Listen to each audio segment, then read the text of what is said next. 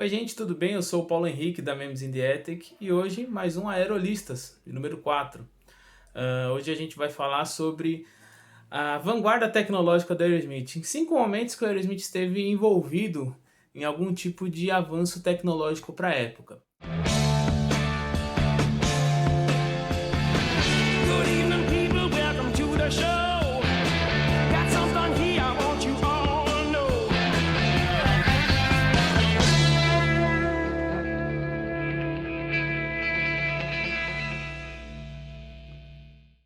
A primeira tecnologia da nossa lista é a tecnologia Umixed. Era uma plataforma de mixagem de músicas desenvolvida por uma empresa chamada Cakewalk. Era uma empresa que tinha sede em Nova York, ela era envolvida com música, era até dona de uma casa de show chamada Webster Hall, que o Joe Perry foi fazer um show lá em 2005 para promover o seu disco solo. Então, consistia esse Umixed? Ele era um software em que você era uma espécie de mesa de som, um software em que era disponibilizado a música em multitracks. Então, ou seja, em trilhas separadas de cada instrumento, e você podia mexer. Então você podia tirar a bateria, você podia tirar a guitarra do Brad, tirar a guitarra do Joe, você podia tirar a voz do Steven. Enfim, você decidia como ia mexer nisso. Como eu expliquei no outro vídeo sobre os VHS, eu utilizei isso uma vez, ainda estava na versão 4 canais, a versão 8 canais, quando eu consegui pegar isso, anos depois, já não estava disponível, porque precisava de uma atualização. Então eu fiz lá minha versãozinha instrumental, por exemplo, eu tirei para ver só a guitarra do Brad na música, só que infelizmente eu não consegui salvar para poder disponibilizar, né, de alguma forma. Mas de qualquer maneira, era um jeito da banda promover uma interação maior do fã com a música, né, através da tecnologia. Então você podia encontrar no lançamento do Aerosmith You Gotta Move, o DVD, You gotta move. You gotta move. You gotta move. na faixa bônus do EP, era You Gotta Move nessa versão Umix. Então você podia fazer lá as versões que você queria, tal, da música. E a gente apostou bastante nisso, tanto que a Columbia acredita a essa tecnologia o aumento de 50% na projeção das vendas, que ele tinha 50% a mais das vendas, que do DVD You Gotta Move. Então, porque realmente rapidamente virou platina em janeiro de 2005, já tinha conseguido 4 vezes platina, 400 mil cópias, o que era bastante, sendo que o DVD tinha saído só em novembro. Então era uma tecnologia que a Columbia estava realmente apostando e o Aerosmith se empolgou.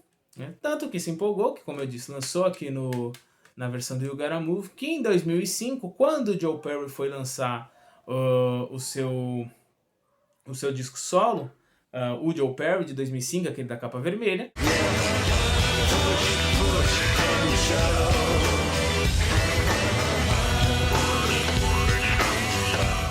a gente conseguia ver lá na versão Dual Disc, certo? Que vai ser, a gente vai falar mais pra frente. Na versão do Dual Disc, você tinha lá para remixar Push Comes to Shove e Mercy. Então você podia fazer essa remixagem dessas duas músicas dentro do disco solo do Joe. Legal, né? Você parar pra pensar. E era fácil de achar, realmente era fácil de mexer, era algo intuitivo. Então imagina, você parar pra pensar, você podia fazer seu próprio mix da sua música favorita da Aerosmith. Uma pena que isso não foi pra frente, não teve... A banda não mexeu mais com isso. E até a própria tecnologia em si se perdeu, né? O conceito não se perde, né? Porque a gente acha no YouTube os multitracks com facilidade, mas na época não era o caso. Né? Mas de qualquer maneira era um passo que você via uma banda que estava antenada no que estava rolando e empolgada, né? com esses avanços da interação entre o fã e a música. A segunda tecnologia foi também na mesma época que o Aerosmith apostou, que era a tecnologia nova do Dual Disc. Porque o que era o Dual Disc? Era um CD de um tamanho normal, só que de um lado ele reproduzia o CD de áudio normalmente, e do outro lado o DVD. Então, por isso chamar Dual Disc. Também era outro formato que a Columbia chegou a apostar bastante, né, para vários artistas e tal, só que também não virou. né? Ficou realmente uma coisa ali meio da época, ali do meio dos anos 2000. O lado do CD tocava no seu carro, por exemplo, no seu toca-CD normalmente, o DVD no seu DVD player tradicional. A diferença para a parte do DVD é que normalmente ele vinha com o áudio do CD, só que remixado em surround sound, né? O 5.1, para você poder ouvir também no home theater. E normalmente, além disso, você também colocava vídeos de bônus. Então o Aerosmith fez um lançamento, né, que foi o Rock in the Joint, com isso. Mas um pouco, meses antes, o Joe Perry lançou o disco Joe Perry, como eu citei no You Mix It, em que tinha o lado do CD com as 13 músicas e do outro lado do DVD tinha as 13 músicas 5.1, vídeos com o making of do álbum, entrevistas com o Joe, material multimídia com fotos, link para os sites e tal, e, como eu disse lá na tecnologia You Mix It, Push Comes to Shove e Mercy para você remixar, certo? No Aerosmith, aí isso, o Joe Perry em maio de 2005 e o Aerosmith em outubro de 2005, quando o Aerosmith lançou o Rock in the Joint. Então você tinha a versão normal em CD, que nos Estados Unidos é fácil de achar, mas assim, à época, o lançamento principal, a Columbia mesmo tratou como o novo dual disco do Aerosmith, ou seja, tratava como o álbum de carreira naquele formato. Você tinha, de um lado, o CD, normal, as 12 faixas, e do outro, você tinha as músicas remixadas também, do áudio, e o DVD. Hands are with tails you lose. No, it's such a crime. Not nice, honey, you're the soul, the queen of the bride. Que é como a gente conhece, aquelas 4 músicas: Sweet Emotion, Draw the Line, No More, No More e Dream On, certo? Então era o show aí resumido, e algumas cenas de bastidores e tal. É interessante esse material, mas o Aerosmith chegou a apostar nisso e assim, teve uma boa vendagem, porque o disco, logo de primeira, ele até hoje ainda não tem um status, né? Pela RAA. Mas ele chegou em 24º lugar na Billboard logo que saiu. Então assim, foi um formato que o Aerosmith apostou, mas de novo, morreu por aí, porque a gente nunca mais teve nenhum tipo de lançamento da banda nesse formato.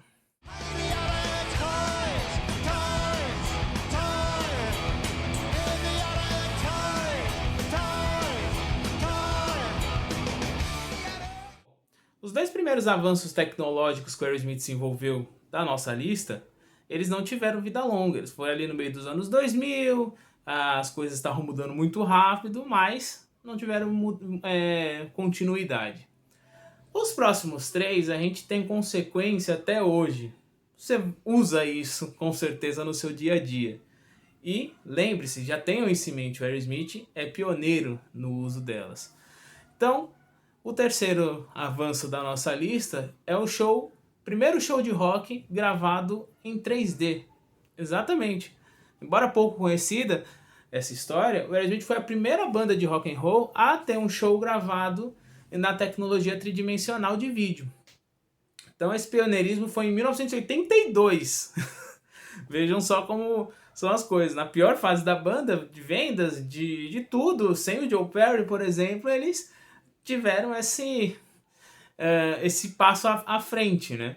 Então, entre 11 e 12 de dezembro, nos 2 shows na cidade de Huntington, no Civic Center, a banda, sob direção de Jonas McCord, produção de vídeo do Ted Himes, e a produção do Jack Douglas nas músicas, eles gravaram o show deles com a mesma tecnologia que o filme Tubarão 3 foi gravada, a tecnologia Optimax.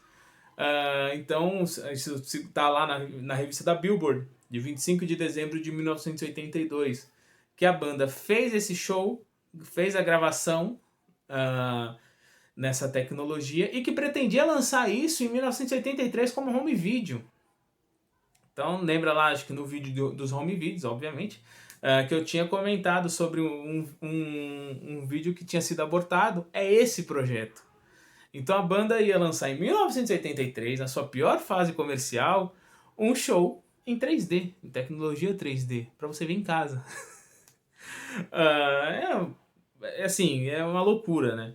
Além do VHS, estava programado para sair o Laserdisc também, e havia os óculos em 3D para a pessoa poder assistir na sua televisão, né? Para sair em 1983. Então, assim, além do home video, estava previsto para sair alguns clipes promocionais dessa gravação, dessa filmagem. A gente não sabe, até hoje não está muito claro se foi tudo filmado, show completo, ou se foi apenas músicas selecionadas, né? Porque as fotos, tá passando por aqui as fotos, a gente vê que tem um aparato muito maior, obviamente. Então a gente não sabe se foi com o público, se não foi. A gente sabe que foi a gravação do show, eles tocando, porque à noite teve esse show normalmente, né? Então assim, a gente não tem certeza se algumas músicas apenas foram gravadas ou se foi uma apresentação separada no mesmo lugar que teria o show. Isso tudo não fica muito claro, é uma história muito assim nebulosa, ficou muito enterrada no passado. Mas segundo o livro Toys in the Attic, The Fall and Rise of Rock's Greatest Band, esse livro inclusive lá no Books in the Attic a gente vai falar ainda, 3 músicas pelo menos a gente sabe que foram gravadas: Beaches Brew, Bolivian Ragamuffin e Sweet Emotion. Sweet Emotion, a gente tem 40 segundos dela que o Aerosmith disponibilizou no site oficial em 1997.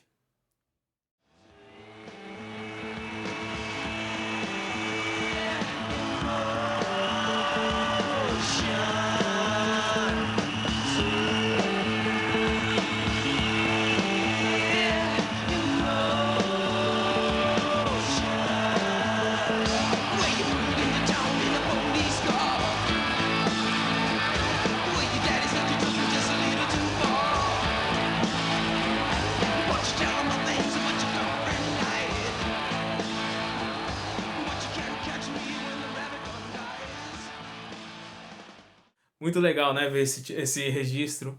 E se vocês prestaram atenção, o áudio que está lá no Classics Live foi gravada nesse dia. Não fica claro também se as outras músicas que a gente sabe que é daquela turnê Rock na Hard Place que tá nesse disco também se é desse show. A gente sabe de Sweet Emotion porque a gente tem um registro que saiu no antigo aerosmith.com, que não sei se vocês se lembram, tinha muita coisa em vídeo, tal, de arquivo, de áudio, assim, sempre samples, nunca coisa completa, infelizmente. Mas existia. Então, assim, a gente tem esse único registro e sabe que essas outras 2 músicas seriam lançadas pelo menos em clipe. O que teria no home video seria o show completo, ninguém sabe. Tá lá nos cofres da banda. Porque esse home video nunca foi lançado, né? E o que se sabe é que esse material teve execuções públicas. Por um exemplo, dizem que no Oriente Médio ele foi colocado como trailer do Tubarão 3D. Então, no Oriente Médio.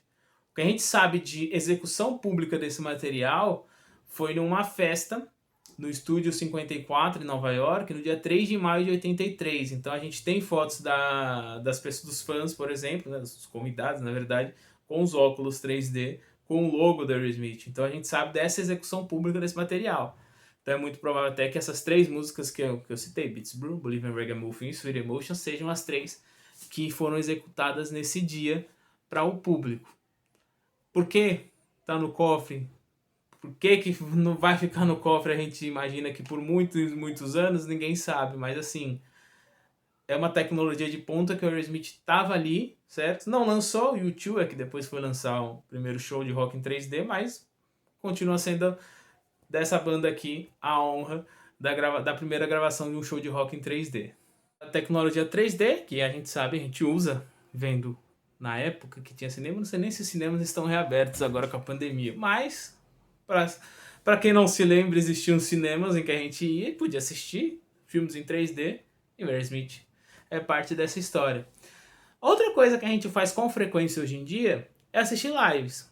A gente vê lives de vários artistas no YouTube, a gente faz lives no Instagram, a página mesmo tem suas lives lá no Instagram, e isso hoje em dia é uma coisa muito corriqueira, certo? Só que em 1998, não, né? Então o Aerosmith foi responsável pela primeira transmissão interativa de um show pela internet. That's my idea of a good time, baby. Wait a minute! You feel like you're being watched tonight? 20 million people on the internet are watching you through this camera. Se hoje, quando a gente está fazendo live para a página, vocês conseguem lá comentar, por exemplo, ter algum tipo de interação, a gente também tem algum tipo de responsabilidade nisso.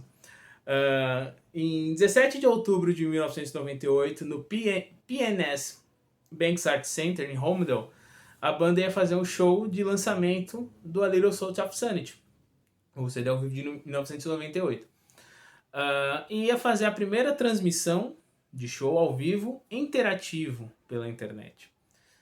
A gente tem outros registros de bandas que fizeram shows transmitidos pela internet antes disso. Então, em 93 teve uma banda de Seattle que fez, mas sempre algo muito restrito. A primeira banda grande que foi fazer algo do tipo foi em 94 com os Stones. Metallica também fez em 95, 96, se eu não estou enganado.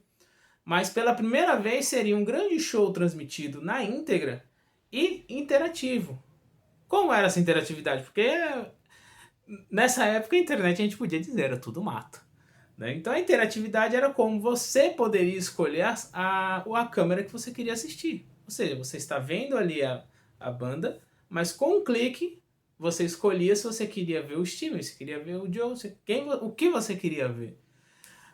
Então a banda trabalhou nisso da seguinte forma: o Jack Douglas foi escalado para fazer a produção do áudio e eles, para poder fazer a tecnologia na época, ainda era uma coisa de espião, literalmente, porque a gente tem um ex-agente da CIA que participou da parte técnica de instalação de câmeras que eram por micro-ondas, né? Que fazia a transmissão por ondas, das câmeras portáteis para a transmissão. Então, assim, essas câmeras a gente tinha do palco, de frente, mostrando, então eram 3 câmeras assim, e 5 câmeras acopladas nos membros da banda. Então, o Joey tinha uma aqui no peito, mostrando ele tocando a bateria. O Brad tinha uma no meio do óculos dele, você podia ver lá a câmera. E o Tom tinha no chapéu que ele estava utilizando, tinha uma câmerazinha pequena. Então, tipo assim, isso em 98 era coisa de filme de espião, né? O Joe tinha no braço da guitarra dele uma câmera e o Steven tinha no microfone. Então você podia ver o Steven cantando. Inclusive uma cena no clipe de Full Circle, se vocês se lembram, que tá o Steven, bem o Steven cantando assim, bem na cara dele a câmera, é desse show. Só recentemente, acho que foi uns 3, 4 anos que apareceu essa gravação. E aí como foi, tipo assim, vocês vão ver agora. É muito, tipo, tosco, né? A gente vê a qualidade do vídeo.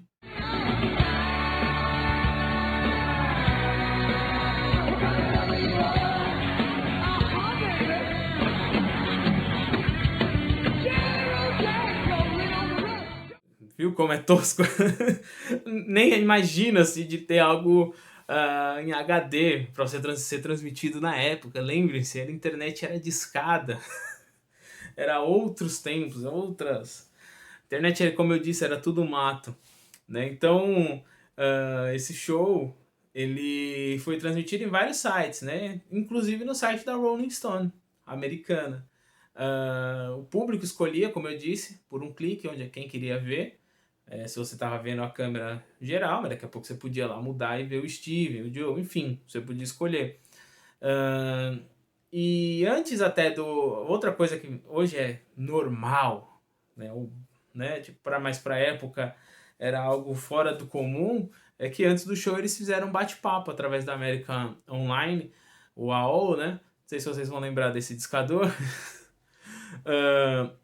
Falando, né, sobre a banda e tal, eles participaram desse chat e à noite fizeram esse show transmitido pela internet.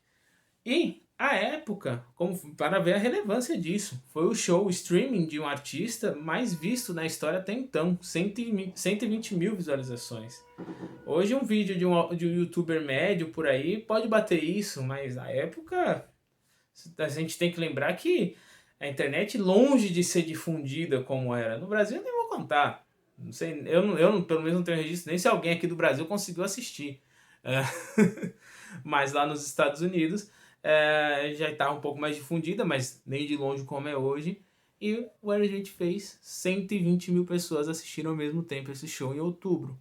O sucesso foi tão grande que em novembro houve uma reprise, né? Então você se cadastrava no site do Aerosmith e recebia o link para poder ver a reprise. Legal, né? Hoje em dia, quando você vê as lives lá no YouTube de qualquer artista que você goste, ou uma entrevista, qualquer coisa, lembre-se que se há lá algum tipo de interatividade, o Aerosmith tem uma pontinha nessa história também.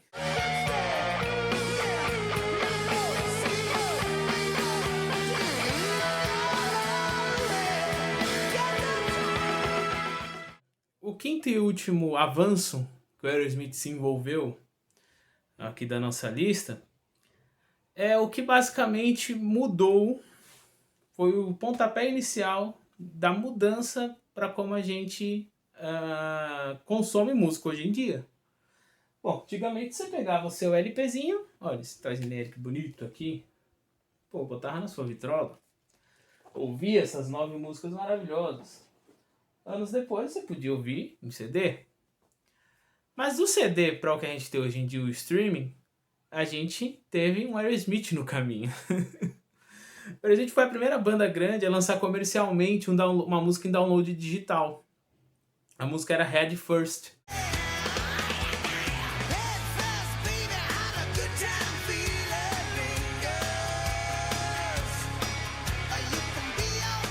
No 24 de junho de 1994, a Geffen, através do servidor CompuServe, disponibilizou essa música para download.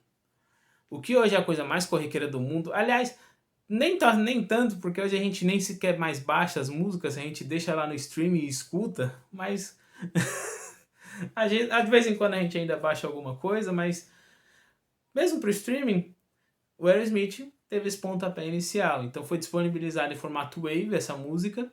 Ela tinha 4,3 megabytes e para conexão da época, que era entre 9,6 e 14,4 kbytes por segundo, longe de megabytes, gigabytes como é hoje, kbytes por segundo, você demorava entre 1 hora e 1 hora e meia para poder fazer esse download. Uma das coisas que incomodava um pouco era que a qualidade da música, né? Que o AVE você tinha que fazer a compressão, então perdia a qualidade. Só que de qualquer maneira, era o Aerosmith participando do caminho que seria apontado para a indústria da música, né? Então, o que era esse CompuServe, que foi o servidor que foi utilizado? Ele era um serviço de discagem. Vocês que são da época da internet de discada, vocês vão lembrar muito bem que para a gente poder entrar na internet, a gente pegava o fio do telefone, colocava no dial-up do computador e tinha lá a discagem da internet. Então, pouco antes disso, que a gente via aqui com tanta frequência, era muito mais simples.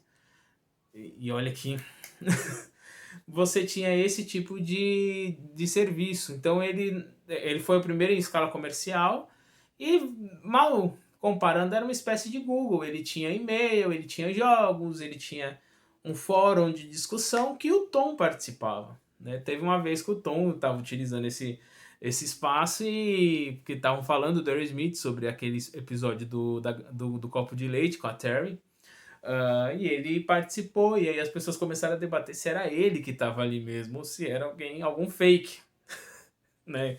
Que era inimaginável você ter esse tipo de contato, que hoje se você, sei lá, recebe um like no Instagram, você tem esse tipo de um artista que você gosta, você tem ainda aquela coisa de uau, imagina na época, né? Que era uma coisa tão mais distante. Então, o serviço, ele através de 3 funcionários da Geffen, certo? Que estavam querendo mexer nessa questão mais tecnológica, embora a Universal, que fosse a dona da Geffen, não apostasse tanto nessa questão de música digital. Eles estavam mais interessados em videogames com música, né?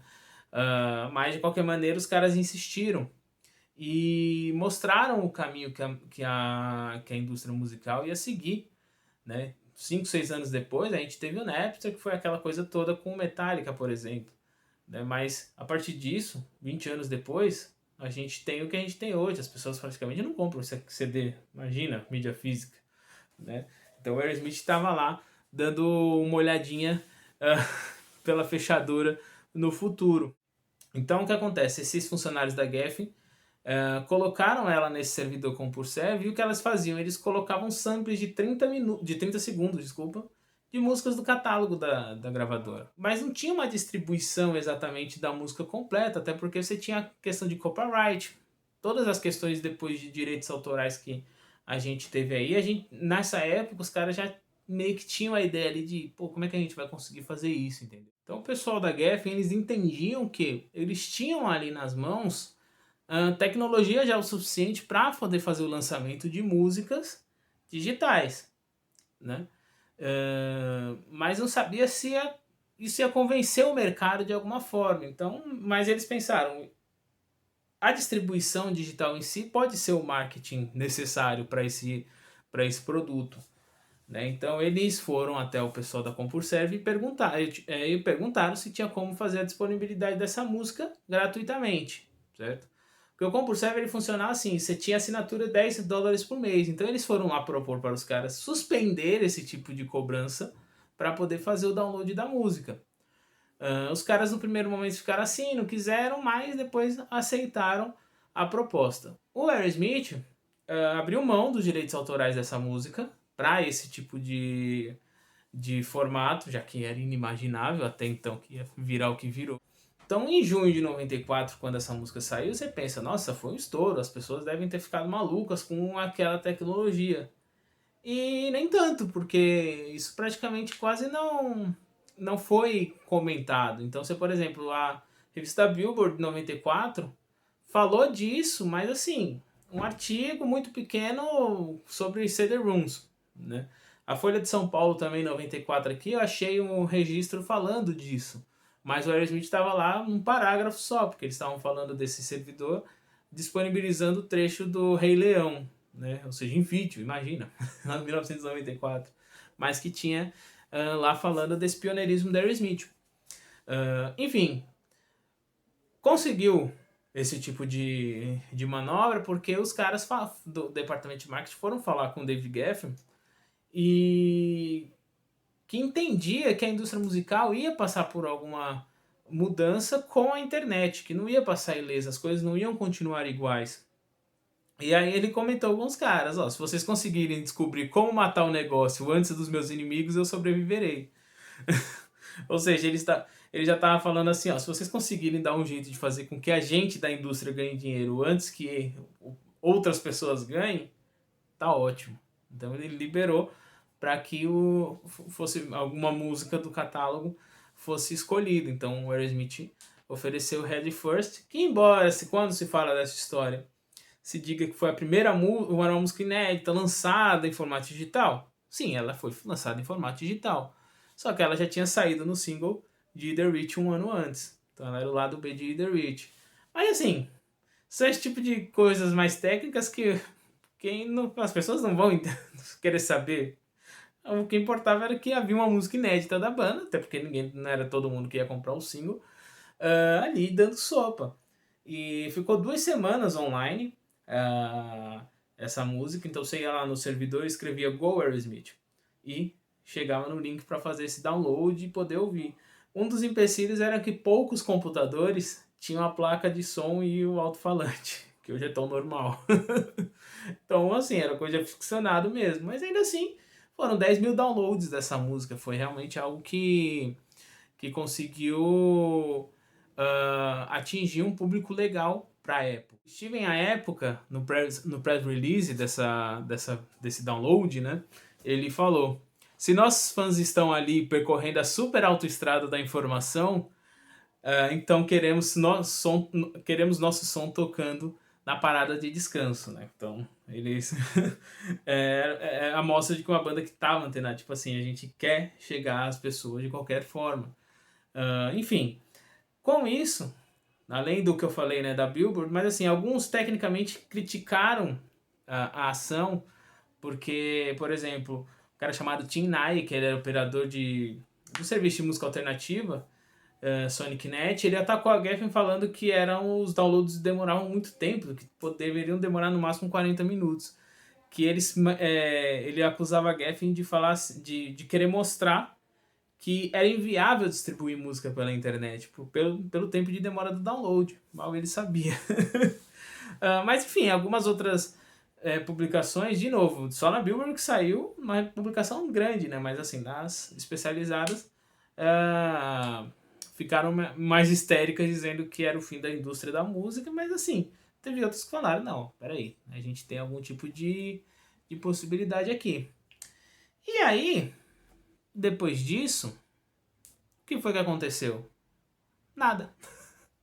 A Geffen não lançou mais nenhum tipo de música, porque a Geffen tinha no seu catálogo à época Aerosmith, você tinha Guns N' Roses, tinha Nirvana, o Pearl Jam, se eu não estou enganado também, então você tinha assim várias bandas grandes à época que você fala, pô, poderia, né, lançar alguma coisinha a mais aí, e não saiu nada, ficou por isso mesmo.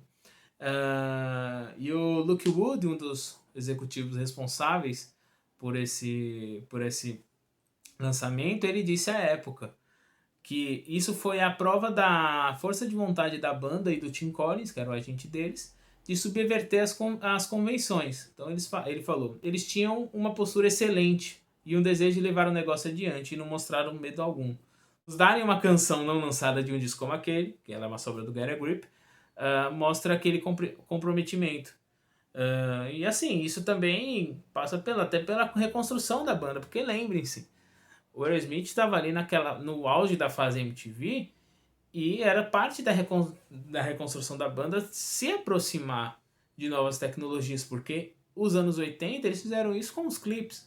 Então eles estavam com esse espaço à frente nos anos 90 e nos anos 2000, como a gente falou aqui. Então, veja como o Aerosmith sempre teve essa coisa de tentar ser uma banda que está um passo à frente de chegar em novos modos aos fãs. Aí eu vou pegar um exemplo que não está na lista, mas assim, Twitter. Logo que o Twitter explodiu, o Joe usava o Twitter dele, então a banda tinha bastante... muita coisa daquela confusão toda de 2009, o Joe postou lá no Twitter. O próprio site da Aerosmith tinha muita coisa, como eu falei no começo, de áudio e vídeo, samples, mas para a época era coisa de outro mundo, né? Então, assim, o Aerosmith sempre esteve na marcha aí tecnológica, na vanguarda. Hoje em dia nem tanto, mas isso aí é papo para outra história, tá bom? Então, vou ficando por aqui. Se inscrevam no canal, curtam o vídeo, compartilhem com o pessoal aí, com os fãs de Aerosmith que você conhece. E se cuidem, até mais.